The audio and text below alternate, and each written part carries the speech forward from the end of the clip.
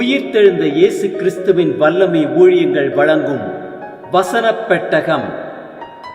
இயேசுவே கர்த்தர். இயேசுவையே தேவன் ஆண்டவரும் கிறிஸ்துவுமாக்கினார். இயேசுவே ராஜாதி ராஜா, கர்த்தாதி கர்த்தா. கிறிஸ்துவே மரித்தோர் மேலும் ஜீவனுள்ளோர் மேலும் ஆண்டவர். கிறிஸ்துவே போதகரும் ஆண்டவருமாயிருக்கிறார்.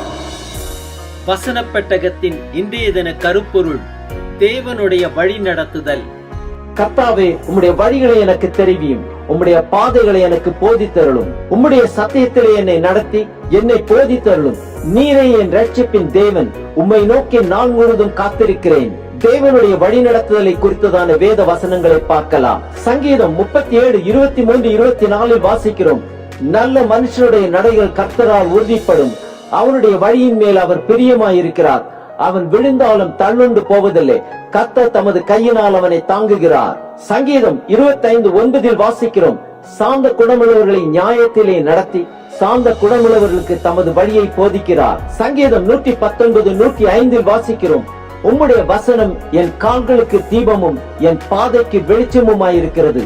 எரேமியா 29:13 வாசிக்கிறோம். உங்கள் முழு இருதயத்தோடும் என்னை தேடினீர்களானால் என்னை தேடுகையில் கண்டுபிடிப்பீர்கள். மத்தேயு 6:33 வாசிக்கிறோம். முதலாவது தேவனுடைய ராஜ்யத்தையும் அவருடைய நீதியையும் தேடுங்கள், அப்பொழுது இவைகளெல்லாம் உங்களுக்கு கூட கொடுக்கப்படும். ரோமர் 8:14 வாசிக்கிறோம். மேலும் எவர்கள் தேவனுடைய ஆவியினாலே நடத்தப்படுகிறார்களோ அவர்கள் தேவனுடைய புத்திரராயிருக்கிறார்கள். நீதிமொழிகள் 3:5-6 வாசிக்கிறோம்.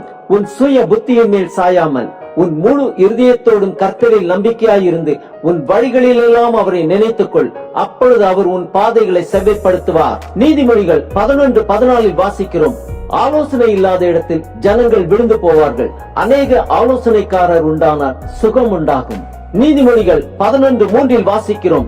செம்மையானவர்களுடைய உத்தமம் அவர்களை நடத்தும், துரோகிகளின் மாறுபாடோ அவர்களை பாழாக்கும். நீதிமொழிகள் 16:3 வாசிக்கிறோம். உன் செய்கைகளை கர்த்தருக்கு ஒப்புவி, அப்பொழுது உன் யோசனைகள் உறுதிப்படும். நீதிமொழிகள் 16:9 வாசிக்கிறோம். மனுஷனுடைய இருதயம் அவனுடைய வழியை யோசிக்கும், அவனுடைய நடைகளை உறுதிப்படுத்துகிறவரோ கர்த்தர். நீதிமொழிகள் 14:15 வாசிக்கிறோம். பேதையானவன் எந்த வார்த்தையையும் நம்புவான், விவேகியோ தன் நடையின் மேல் கவனமாயிருக்கிறான். நீதிமொழிகள் 16:20 வாசிக்கிறோம். விவேகத்துடன் காரியத்தை நடப்பிக்கிறவன் நன்மை பெறுவான், கர்த்தரை நம்புகிறவன் பாக்கியவான். நீதிமொழிகள் 19:21 வாசிக்கிறோம். மனுஷனுடைய இருதயத்தின் எண்ணங்கள் அநேகம், ஆனாலும் கர்த்தருடைய யோசனையே நிலைநிற்கும். நீதிமொழிகள் 20:24 வாசிக்கிறோம். கர்த்தராலே மனுஷருடைய நடைகள் வாய்க்கும்.